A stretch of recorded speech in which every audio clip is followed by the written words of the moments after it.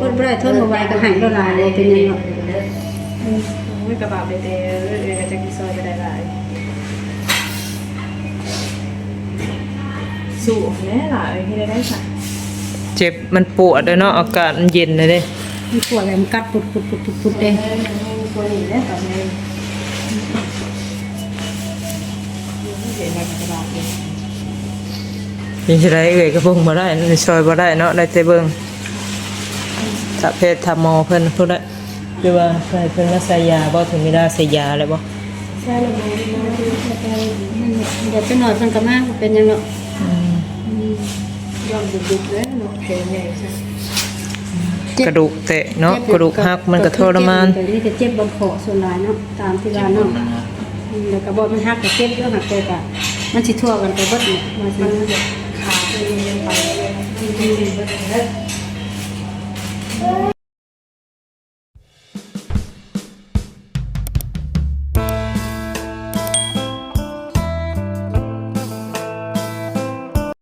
ก็ทักทายสบายดีปาดุงเนาะพี่น้องเอ้ยเปิดภาพมาก็อยู่ห้องหมอเนาะมาเยี่ยมยามทางน้องเตพี่น้องเอ้ยเป็นจังไดเนาะถ้าสนองก็บ่ได้มาเบิดมื้อนี้เนาะมาช่วงบ่ายๆพี่น้องเอ้ย ยาสโลบเบิดเลยใช่อันน้องอันนั้นไปซื้อยาให้เพิ่นน่ะ เป็น ซื้อ เดือด ยา เป็นเงาแฮะตอบเสียงแฮะ สโลบคือเก่าอ๋อยาต่อ เสียนี่เศร้าครับ อ๋อเสียวันซักยาวันพอใส่ยาเพิ่นพอใส่เข็มเนาะ วันนี้เป็นการยังสิได้ใส่น้ำเกลืออีกนึงเนาะ ใส่อีกทีเป็นนั้นได้เหี่ยวอยู่ว่ามื้อนี้ล่ะบ่ได้เหี่ยวเลยบ่ได้ปวดบ่บ่ได้ปวดจะได้เมื่อยอยู่ว่าร่างกายตอนนี้นะเมื่อย ถอน้ำนี่แหละคือบุกินเน่ปั้นกินเน่เด็กๆหน่อยพอมีเพื่อนมีเฮงนะ จะว่ากินตั้งแต่เช้าพุ่มตั้งแต่กับแกงหน่อไม้พุ่มจักบ่ อยากแต่ยากเนี่ยเนาะ บ่อยากก็ต้องกินได้เพื่อท้องใส่สุขภาพเขาได้นี่ นมเนยกินได้อยู่แล้วว่า กินได้เพราะว่ายังทันได้พาได้ค่ะแต่ว่าหมอเพิ่นก็บ่ให้พากินหลายให้กินพออยู่ได้ กินนิดๆหน่อยๆ เจ้าได้สละกินแล้วบ่ตอนเที่ยงได้ นี่แหละกินได้ข้าวน้ำจำปาเนาะมาเบิ่งกันนี่เมื่อยเพียง ไข่ดอก เมื่อคืน ว่า นี้ เป็ เต็ น ม บ่ เล ได้ ย เหี่ยวด้วยนี่แต่ว่านี่แหละเด้อซื้อแค่เพิ่นกับกระซ้ำแล้วก็แค่มุนน้อยมาให้ ก็ได้ใส่ แม่นเขาบ่ได้แม่นหยังเราก็เป็นเงินถุงพวกเอื้อยนี่แหละเด้อ ซอยกัน ซอยกันพวกเอื้อยก็ซอยได้แต่ทางนี้แหละเนาะอาจสิซอยหลายบ่ได้พี่น้องเลย เป็นก้อนเป็นโงนเป็นแบบนั้นนะ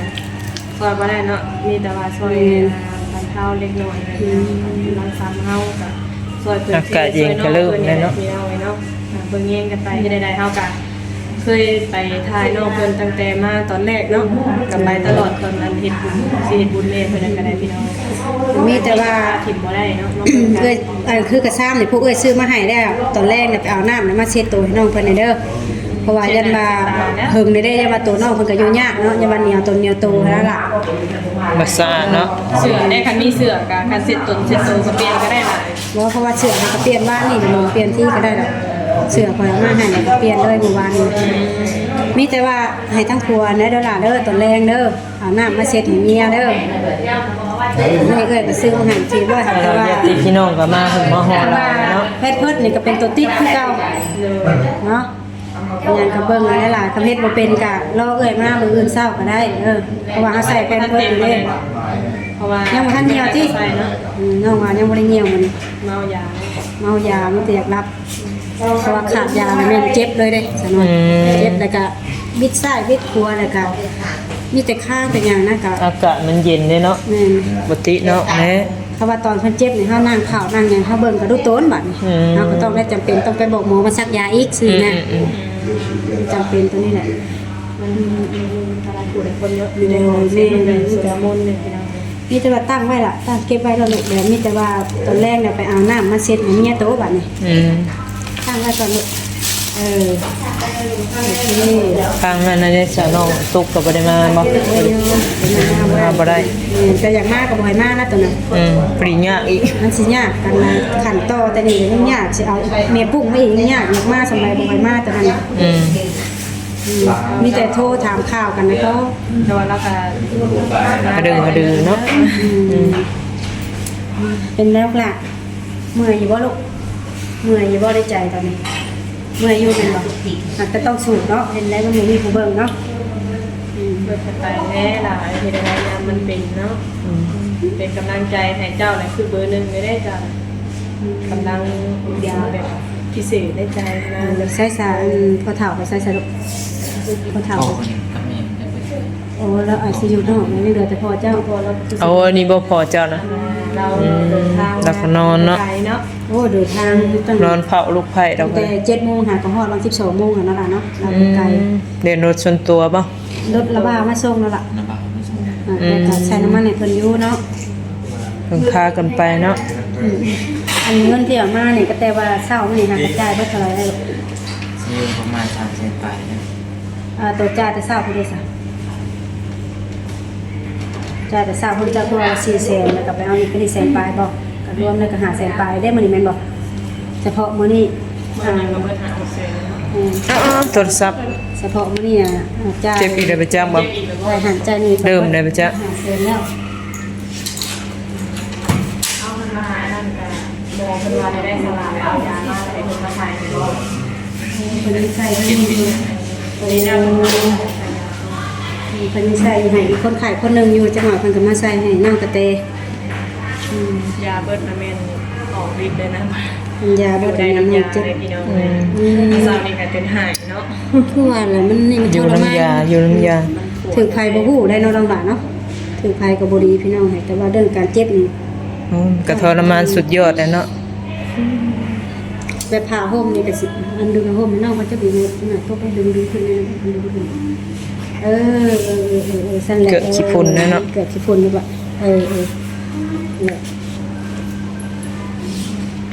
เป็นพาโฮมประเภทของไข้สลายมันจะดีขึ้น พอนิ้วนี่นะพอนิ้วเอามาใหายมือนั่น แล้วก็หักแต่โตเป็นผ้าแป้นี่จักมาที่ไซบ่ค่ะ ของอันนั้นเพิ่นที่ปู่ที่ผมมาเยี่ยมไปอย่าง โอ้ผู้เยี่ยมยามแล้วก็มาห่ม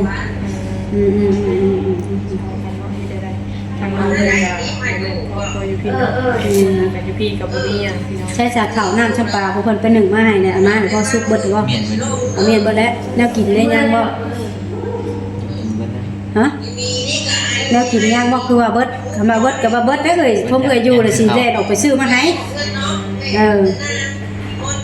ดี๋ยวสิซื้อก็ซื้อใกล้บ้านบ่าวนี่ได้เนาะบอกมันแล้วเดี๋ยวบอกวันนั้นก็ได้ เพราะว่าน้องเพิ่นอาจสิไปบ่ได้เจ็บเลยก็บ่เจ็บอีกแล้วเจ็บขอแข้งคนเก่าอันได้บ่โอ้ยกระบะกระเบาะเดี๋ยวเหนื่อยเด้จักแนวเฮ็ด จังมือบัดนี้เฮ้ยสิได้ผ่าตัดบัดนี้ ยังบ่ให้คำตอบตัวนี้เพราะว่าหมอเพิ่นว่ายังจะรอมันยุบก่อน มันยังบ่ยุบเลยเพราะว่ามัน ถื ยั อง ว่า บี โดนนานเติบซะ นั่นแหละตัวที่ข่อยเป็นห่วงก็คือตัวนี้แหละตัวตรงที่ว่านานท่าแล้วเงินเฮาน่ะมันสิเบิดก่อน แม่นอันนี้เนาะการใช้จ่ายแต่ละมื้อบัดนี้ต้องซื้อต้องกิน ไปนี่ได้เนาะ น้ำในอีก เฉพาะพวกนั้นอยู่ได้กินน่ะสิบ่มีปัญหา กับข้าวกับน้ำ เพราะ นี่ ว่า YouTube แต่ละคนมาเพิ่นก็ซื้อมาให้อ โย ยู่ มคนควรลองทาหมอแบบตรงๆมาเบิ่งนะบาถ้าสมมุติว่าเป็นแบบนี้เนี่ยถ้าพาได้บ่ถ้าพาได้ก็ให้เพิ่นพาแล้วได้หลาย จะว่าเพิ่นถาม เอ้า เพิ่นถามคำตอบเรื่องเงินเรื่องหยังบ่จัก บ่เงินกับเพิ่นพูดแล้วแต่ว่าเพิ่นมาเบิ่งอยู่เพิ่นบ่ได้สงข่อยมันไปถามบ่ได้ นี่ถามมาได้แล้วล่ะเนาะเส้นเพิ่นยังเฮ็ดให้แล้วมันเพิ่นฮู้อยู่แล้วว่า การผ่า ก็ชุดน้ำเพิ่นหั่นแหละชุดน้ำแพทย์น้ำหมอน่ะ เฮาถามแล้ว เพิ่นมารอก็รอเด้อเนาะ มี เฮ็ด แต่ จัง ว่า ได๋ เพิ่ ซะ นรอก็รอน้ำเพิ่นนะเฮ็ดได้ใส่เฮาก็มันก็อยู่น้ำหมอเพิ่นนั่นแหละเพิ่นว่าผ่าได้ก็เพิ่นก็เฮ็ดให้แล้วนะ ทางน้องเพิ่นเจ็บอีกเด้อ เพิ่นว่าเฮ็ดบ่ได้เพิ่นก็บ่เฮ็ดบ่ได้คือว่าเพิ่นบ่ได้ทนบ่ไหวก็ให้เราหลายเลยเป็นหยังเนาะ ไม่กระบะไปเตะเรื่อยๆก็จะกินซอยไปได้หลายสู้แน่หลายที่ได้ค่ะ เจ็บมันปวดเด้อเนาะอากาศมันเย็นเลยเด้ มันปวดแล้วมันกัดปุดๆๆๆเด้ ตัวนี้ได้กับในเห็นในกระบะเลย ยังสิได้เอ้ยก็เบิ่งบ่ได้ซอยบ่ได้เนาะได้แต่เบิ่งถ้าแพทย์ถ้าหมอเพิ่นพูดได้หรือว่าใส่เพิ่นมาใส่ยาบ่ถึงเวลาใส่ยาแล้วบ่ ใช่แล้วมันเดี๋ยวจะหน่อยเพิ่นก็มาเป็นหยังเนาะ ยอมดุๆเลยเนาะแขนใหญ่ใช่ กระดูกแตะเนาะกระดูกหักมันก็ทรมาน แต่นี่จะเจ็บบนคอส่วนหลายเนาะตามที่ว่าเนาะแล้วก็บ่มันหักก็เจ็บเยอะหักแต่ก็ มันสิทั่วกันไปเบิดนี่ว่าสิ ขาคือยังไป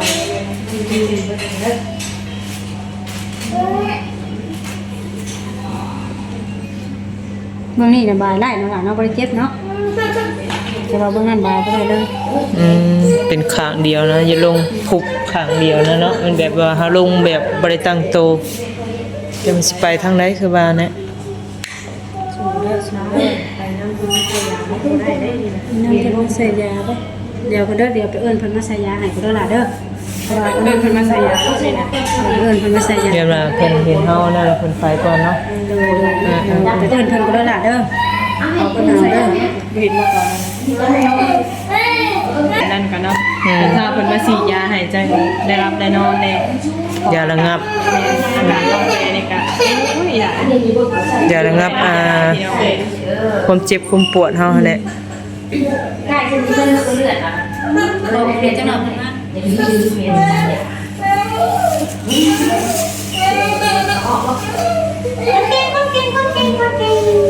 ่น้องไอ้ทางเฮาก็สิได้เบรกก่อนเนาะเพราะว่าทางแพทย์ทางหมอเพิ่นก็บ่ให้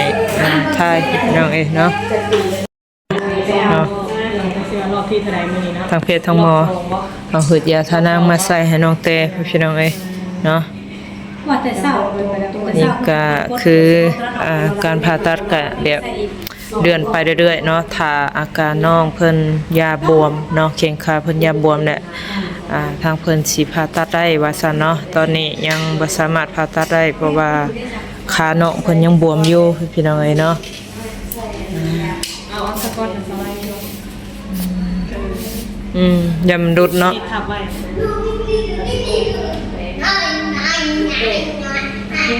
จริงป่ะให้เนาะมีชาติกระทงเป็นตัวนั้นของน้อยชนิดว่าคนใส่ เบิด2เด้อ ถือว่าน้ำบ่ได้ไปานใดเนาะ ตัวนี้คนที่3ก่อนน้อยคนที่3นี่ ตัวใหญ่ 2-3ถุงน่ะ อันนี้เจ้าเป็นอย่างสร้างอันผู้ทงน้อยเป็น2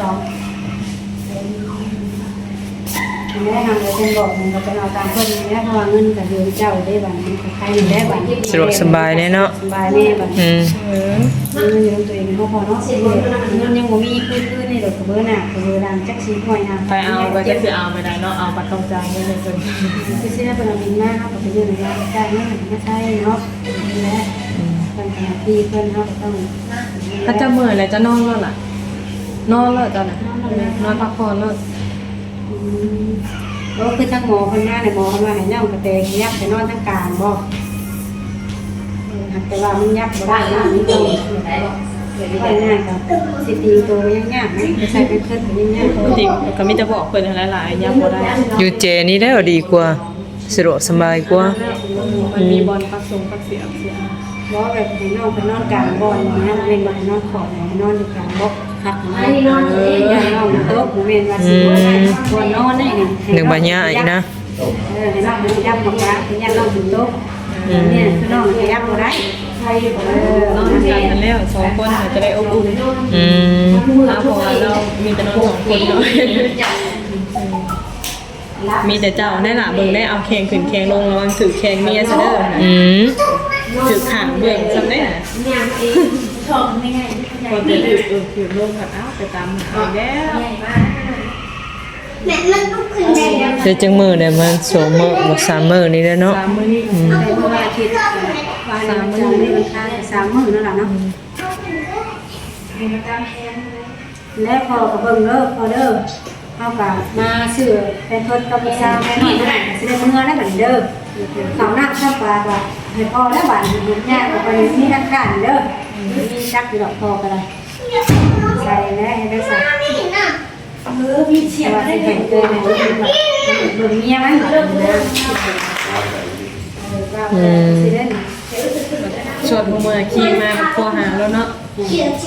พราะว่ามันตื่นมากสิได้กันมาเจ็บมันอย่างไรก็กลัวจะเนาะกลัวจะอื่นก็ว่าจะนอนเลยมันบอกกลัวเนาะ แม่นแล้ว ตาที่โตหน่อยสุดนี่เห็นจังหวะ ก็ยัง FC เพิ่นก็ว่ายังดีที่ว่าถือแฟนผู้ที่ว่าคอยดูแลเอาใจใส่เนาะแบบตุ้มตี้ตุ้มใต้นะค่ะนะ คนละคนว่าคนในห้องยากได้สิเนาะเนาะ น่าชวนกันนะ ถึงขึ้นเลยก็เห็น เอากันได้จักเดือนน่ะน้องเตกับปวน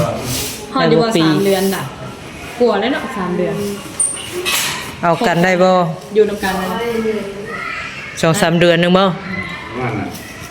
บ่รู้แบบคงไปเรื่อยนะพอเนาะก่อนสิมาก็ต้องคบก่อนนี่สิ ทางก็เอากันก็ฮักแพงกันก็ถือว่าดีแล้วเนาะ ก็คือแต่ชาติตัวนี้เฮาว่าให้น้องบ่แลงให้น้องก็เอาน้ำมาใส่นี่เอาแค่ชุบเสร็จกระโตเพิ่นนี้เฮาว่า เช็ดหน้าเช็ดตาแล้ว เพ เพราะ ราะ มัน ว่า มีเอง น้องเพิ่นนี่ก็แต่ว่าว่าง่ายแต่ว่ามื้อเฮ็ดบุญนำแม่เนาะลูกเนาะเพราะว่าเพิ่นบุญกับบุญเฮ็ดแม่แล้วก็น้ำในก็ยังบ่ได้ใส่ใจว่าซั่นซะ แล้วบัดนี้มาเกิดเหตุสิก่อนบัดให้ทั้งผัวเราเนี่ยไปเอาน้ำมาชุบเสร็จอัน ยำแรงๆ เจ็ดตนเสร็จโต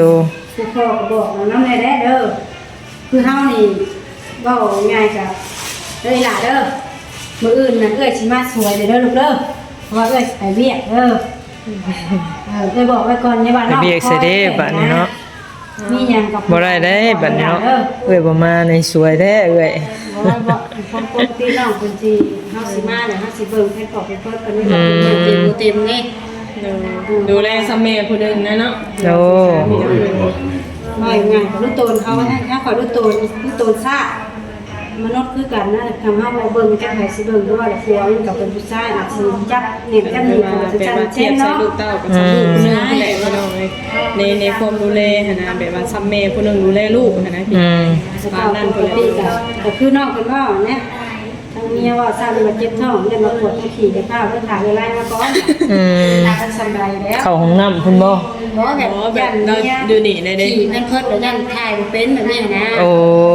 แบบผู้จับผู้ส่วนผู้สู้ผู้เปลี่ยนผู้ดึงผู้ออกผู้เขาหั่นนะ ลำบากนี่แหละ เนาะ เนาะ ผัดบ่ได้แล้วผัดลูกนั่งตั้งเองก็บ่ได้เด้ต้องแบบผู้ครึ่งแล้วเก่งกับขา มันลำบากน้ำขา เก่งกับขาเด้ เออ มันละตึงไปเบิด เด้อบ่อยเด้อมื้อนี้เอ้ยสิมาสวยเด้อล่ะเด้อใครอยู่บ่ได้พ่อกับมาแต่ใครก็ประตูกระเฒ่ากับมาหยังกับมาแล้วใครอยู่บัด อืม คนน่ะ ช่ เนาะ วยกันหั่นแหละเนาะ คันมาผู้หญิงกันเด้ตู้แม่เพิ่นหั่นแหละเนาะแม่ไว้เพิ่นน่ะไปแม่ตู้เพิ่นน่ะ ป้าสามีแต่ว่าเอ้ยสิได้กลับไปเอาน้องสิได้เมื่อซะเด้อ เอาคอยเบิ่งดูแลกันไปเนาะ เบิ่งกันไปนี่ล่ะกัน เอา มี ก็สิได้มาเยี่ยมมายามอยู่เนาะเบิ่งกันไปนะพี่น้องเอ้ย ลูกเต้าเฮาได้บัดนี้นะ เป็นลูกเฮาเป็นจังซั่นเลยหักแพงกันหั่นแหละพี่น้องเนาะเฮ็ดได้มากัน แล้วยินข่าวจนพยายามเขา แม่ตกใจเลยเนาะพ่อเนาะ ว่าเจ้าได้ข่อยให้บ่ได้กินข้าวก็ได้แต่มาหาน้องเพิ่น มากมันบอกฟังเขาก็ตอบ อันนี้พอปูแม่นบ่พอปูทางน้องเตเออ และมีดาปานนี้ก็ใครดอกมีทางอันตู้พอเพิ่นกับพอน้องบอยมาอยู่เป็นนั้นผู้เป็นอันนี้แล้วพี่น้อยเนาะก็เมื่อวานนี่หันอยู่กัน2คนจนมาได้บ่ายโมงพอเฒ่าจึงได้มาฮอดเมื่อคืนนี้เนาะกับตีแต่ปานนี้คือทางอ้ายก็อยากมาอยู่แต่ว่ามาบ่ได้ทางอ้ายน้องเตนะบ่มีรถกับบ่ตีเพิ่นพู้นเนาะเพราะว่าอาศัยปานนี้สิจ้างรถลามาก็ยังบ่มีเงินขนาดนั้น ลำบากน้ำเงินน้ำคำได้ไปใส่มาใส่กันเงินเป็นใหญ่ซุมื้อนี่ เป็นล้านเนาะ ฮะจังไดกลับป้าเด้อซะเด้อโดย กับปลาอะไรพอมีแต่ ไป ว่า พี่น้องเอ้ยเนาะทางนอกเพิ่นก็ตอนนี้ก็ใส่หืดใส่ยาแล้วพี่น้องเอ้ยมีแต่ว่าทางอาการเด้อว่าทางไปเรื่อยๆเนาะว่าตอนนี้ก็น้องเพิ่นก็โอ้ยพี่น้องเอ้ยสุดทรมานเนาะแบบเฮาเห็นแล้วก็คือว่าแหละเนาะ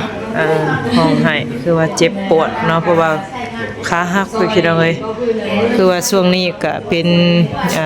ยามหนาวหรือว่าอากาศหนาวหั่นแหละเนาะ โดยจังได้คลิปนี้ก็สิประมาณนี้เด้อเนาะถ้าสนุกก็สิได้ขอจบคลิปเด้อพี่น้องเอ้ยเนาะพบกันคลิปหน้าสำหรับคลิปนี้ไปแล้วเนาะขอกล่าวคำว่าสบายดี